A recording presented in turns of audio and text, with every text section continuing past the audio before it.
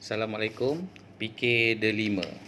Baik, hari ini untuk sains sosial dalam sekitar, kita akan masuk tajuk baru iaitu unit 4 pengawetan makanan. Okay, pengawetan makanan ialah satu kaedah untuk kita mengawetkan makanan supaya makanan kita tahan lama. Baik, untuk tajuk ini ada 3 perkara yang awak kena tahu. Okay, yang pertama ialah jenis-jenis pengawetan makanan. Okay, jenis-jenis pengawetan makanan ni ialah kaedah-kaedah yang kita boleh gunakan untuk kita awetkan makanan kita supaya tahan lebih lama. Okay, kaedahnya yang pertama, penjerukan. Penjerukan maksudnya kita jerukkan makanan kita tu, kita letak garam, letak gula dan kita jerukkan. Jerukkan maksudnya kita letak di dalam cecair supaya dia tahan lebih lama. Contohnya macam jeruk asam. Okey, segala-segala jeruk yang awak tahulah. Kemudian pemasinan maksudnya kita letakkan garam untuk kita masinkan makanan tu. Okey, bila makanan kita letakkan garam, garam tu akan awetkan makanan kita supaya makanan kita tahan lama. Bila kita letak garam, garam akan mengeluarkan cecair yang ada pada makanan dan makanan tu akan kering dan dia akan tahan lama.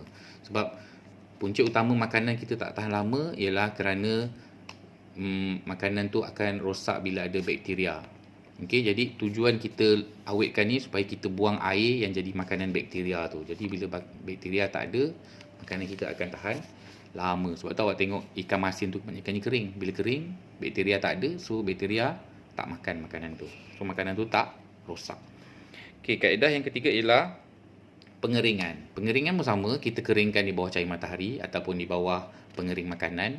Contohnya macam buah kurma. Kurma tu pengeringan buah dry kismis, tu contoh-contoh pengeringan. Ataupun ikan kering pun sama jugalah. Ataupun beza ikan kering dan ikan masin. Ikan kering kadang-kadang dia letak garam dan keringkan. Tu satu. Ikan masin kadang-kadang dia tak keringkan. Ikan masin cuma letak garam untuk kita awetkan dia jadi masin. Contohnya macam ikan terubuk masin Sarawak. Pernah makan? Kalau tak pernah tak apa.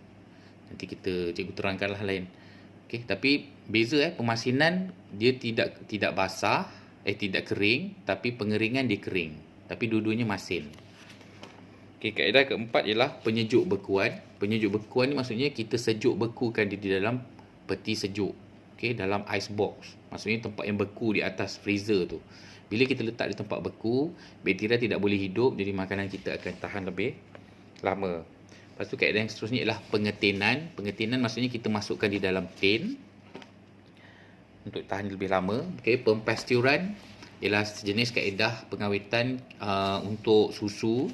Okey, jadi susu kebanyakannya susu ataupun minuman UHT yang kita masukkan dalam kotak, kemudian kita pasturkan untuk buang bakteria. Jadi makanan kita akan tahan lebih lama. Biasanya pempasturan ni pada cecair ataupun minuman dalam kotak. Kemudian penyejukan. Okey, penyejukan ni kita sejukkan saja, biasanya untuk bahan yang yang tidak memerlukan penyejuk bekuan lah. Contohnya macam buah-buahan. Buah-buahan kalau kita letak dalam peti sejuk, dia dah tahan. Okey, kita tak perlu letak di dalam tempat beku. Okey. Dan yang terakhir ialah penyalaian. Penyalaian ni satu kaedah di mana kita letakkan makanan kita berdekatan ataupun dengan haba. Kita salaikan dia. Contohnya macam ayam ataupun itik yang kita salai. Salai ni maksudnya kita letak api, bukannya panggang. Kalau kita panggang letak atas, dia jadi hitam. Tapi salai ni dia lebih kepada haba. Kita hidupkan api, haba tu dia akan menjadikan makanan kita tu tahan. Dia akan buang air yang ada pada makanan. So makanan kita akan kering dan sedap. Okey. Penyalaian ni biasa orang gunakan untuk ayam, daging, ikan, dan kalau buah-buahan mungkin untuk pisang salai. Okey, biasa penyalaian ni dia akan rasa macam ada rasa asap sikitlah. Okey, sebab dia menggunakan asap kan, asap dan haba. Okey, lepas tu pertama awak kena tahu kaedah-kaedah pengawetan. Yang kedua, awak kena tahu jenis-jenis makanan yang boleh diawet. Contohnya ikan. Okey, bahan yang boleh diawet ialah ikan. Awak boleh jadikan dia ikan jeruk ataupun ikan masin. Kemudian yang kedua, buah-buahan. Awak boleh jadikan dia buah jeruk ataupun buah kering. Lepas tu, sayur-sayuran, awak boleh jadikan dia sayuran jeruk ataupun sayuran kering. Contohnya macam jeruk ni maksudnya buat sawi jeruk, lobak masin. Okey. Kalau sayuran kering ni awak keringkan dia seperti rumpai laut. Itu kita keringkan supaya kita boleh guna dia di masa akan datang.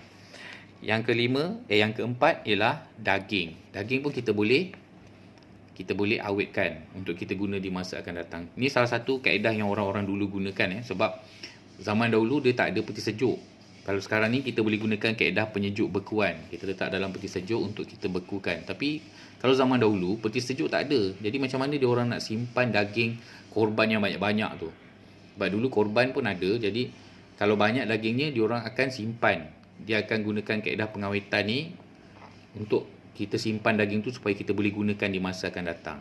Okey, daging ni biasa dia orang akan guna penyalaian. Kita salaikan daging tu. Bila daging dah disalai dia akan tahan lama, ataupun kita jerukkan daging tu. Maksudnya daging tu kita letak letak garam, kita masinkan, rendam dalam air garam dan gula, rendam dalam air garam supaya dia tahan lebih lama untuk kita guna di masa akan datang.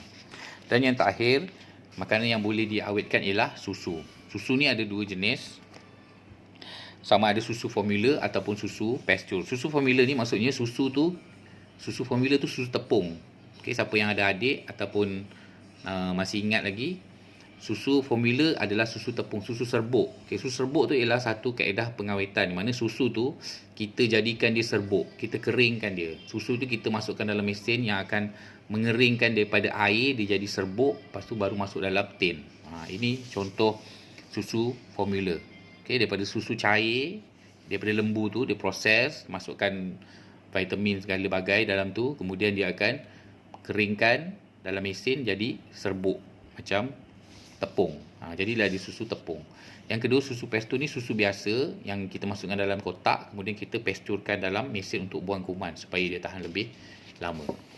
Okey, itu je 5 jenis barang yang awak kena tahu yang boleh kita awetkan, iaitu yang pertama, ikan, buah-buahan, sayur-sayuran, daging termasuk ayam daging dan ayam, dan juga susu. Okey, dan yang terakhir yang awak kena tahu ialah ni cara pengawetan lah yang awak boleh rujuk. Penjerukan, pengetinan, okey, penyejukan, kemudian pengeringan, penyalaian. Okey, untuk tajuk ni, yang lagi satu yang awak kena tahu ialah tarikh luput makanan. Okey, kenapa penting? Sebab tarikh luput makanan ni menentukan berapa lama makanan awak tu boleh tahan. Okey, tarikh luput makanan ni kebanyakannya ada pada makanan proses. Makanan proses maksudnya makanan yang kita beli di kedai, bukannya makanan yang kita buat sendiri. Contohnya awak awetkan telur masin, okey, awak ada telur itik, kemudian awak nak jadikan dia telur masin, awak masinkan dia dalam air garam. Itu tak ada tarikh luput tersendiri. Itu awak kena tahu bila awak buat dan agak-agak makanan awak tu boleh tahan berapa lama. Sebab yang itu tak ada tarikh luput. Tarikh luput ni ada pada makanan yang dibeli di kedai, yang telah diproses. Okey, jadi awak kena tahu tarikh luput ni apa maksud dia. Okey, tarikh luput maksudnya tarikh yang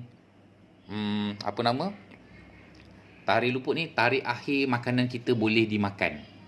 Okey, maksudnya kalau dia tulis kat situ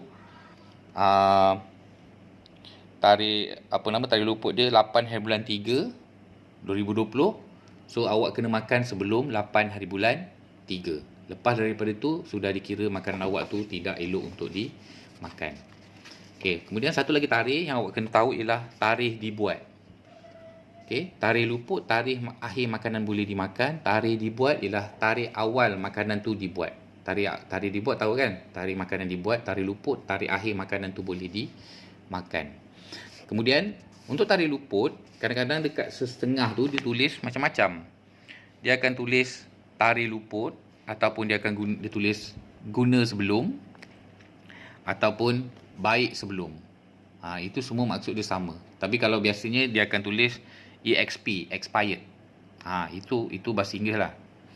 Bahasa Melayu dia akan tulis guna sebelum ataupun baik sebelum, ataupun dalam bahasa Inggerisnya best before. Itu awak kena tahu. Jadi bila beli makanan proses di kedai, sama ada makanan segera ke ataupun apa-apa saja makanan yang dalam tin, dalam botol dan sebagainya, kena tengok dulu tarikh luput makanan untuk awak tahu kesegaran makanan tersebut. Jangan beli je, lepas tu bila balik rumah tak tengok pun terus guna, lepas tu rasa dah tak sedap. Pokoknya bila beli, awak dah beli makanan yang dah expired, yang dah sampai tarikh luput. Okey? Kalau tak faham boleh tanya saya. Okey, itu sahaja untuk hari ini. Sekian. Assalamualaikum.